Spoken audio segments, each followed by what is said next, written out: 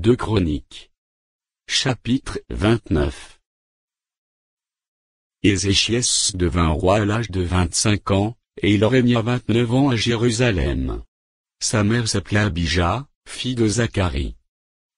Il fit ce qui est droit aux yeux de l'Éternel, entièrement comme avait fait David, son père.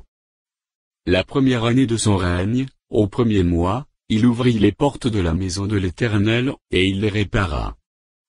Il fit venir les sacrificateurs et les Lévites, qu'il assembla dans la place orientale, et il leur dit, « Écoutez-moi, Lévites. Maintenant sanctifiez-vous, sanctifiez la maison de l'Éternel, le Dieu de vos pères, et mettez ce qui est impur hors du sanctuaire. Car nos pères ont péché, ils ont fait ce qui est mal aux yeux de l'Éternel, notre Dieu, ils l'ont abandonné, ils ont détourné leur regard du tabernacle de l'Éternel, et lui ont tourné le dos. Ils ont même fermé les portes du portique et éteint les lampes, et ils n'ont offert au Dieu d'Israël, ni parfum ni holocauste dans le sanctuaire. Aussi la colère de l'Éternel a été sur Juda et sur Jérusalem, et il les a livrés au trouble, à la désolation et à la moquerie, comme vous le voyez de vos yeux. Et voici, à cause de cela nos pères sont tombés par l'épée, et nos fils, nos filles et nos femmes sont en captivité. J'ai donc l'intention de faire alliance avec l'Éternel, le Dieu d'Israël, pour que son ardente colère se détourne de nous.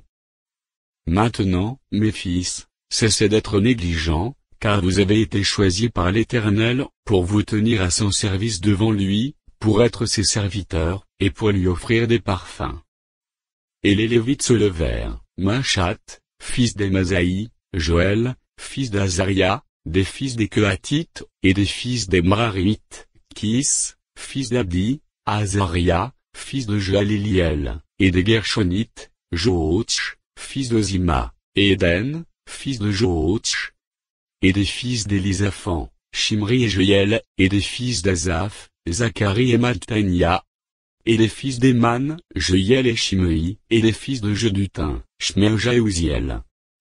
Ils réunirent leurs frères, et, après s'être sanctifiés, ils vinrent pour purifier la maison de l'Éternel, selon l'ordre du roi et d'après les paroles de l'Éternel. Les sacrificateurs entrèrent dans l'intérieur de la maison de l'Éternel pour la purifier. Ils sortirent toutes les impuretés qu'ils trouvèrent dans le temple de l'Éternel, et les mirent dans le parvis de la maison de l'Éternel, où les Lévites les reçurent, pour les emporter dehors au torrent de Cédron. Ils commencèrent ces purifications le premier jour du premier mois, le 8e jour du mois. Ils entrèrent dans le portique de l'Éternel, et ils mirent 8 jours à purifier la maison de l'Éternel. Le 16e jour du premier mois, ils avaient achevé.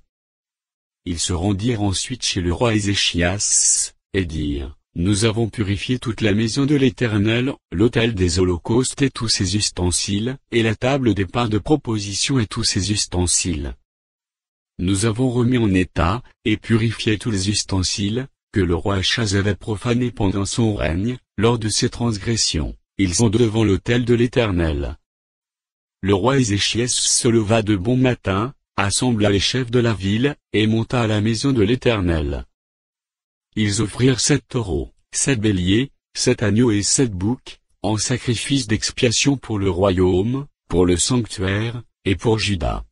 Le roi ordonna aux sacrificateurs, fils d'Aaron, de les offrir sur l'autel de l'Éternel. Les sacrificateurs égorgèrent les bœufs, et reçurent le sang, qu'ils répandirent sur l'autel. Ils égorgèrent les béliers, et répandirent le sang sur l'autel. Ils égorgèrent les agneaux, et répandirent le sang sur l'autel. On amena ensuite les boucs expiatoires devant le roi et devant l'assemblée, qui posèrent leurs mains sur eux. Les sacrificateurs les égorgèrent, et répandirent leur sang au pied de l'autel en expiation, pour les péchés de tout Israël, car c'était pour tout Israël, que le roi avait ordonné l'holocauste, et le sacrifice d'expiation. Il fit placer les Lévites dans la maison de l'Éternel avec des cymbales, des luttes et des harpes, selon l'ordre de David, de Gad le voyant du roi, et de Nathan, le prophète, car c'était un ordre de l'Éternel, transmis par ses prophètes. Les Lévites prirent place avec les instruments de David, et les sacrificateurs avec les trompettes.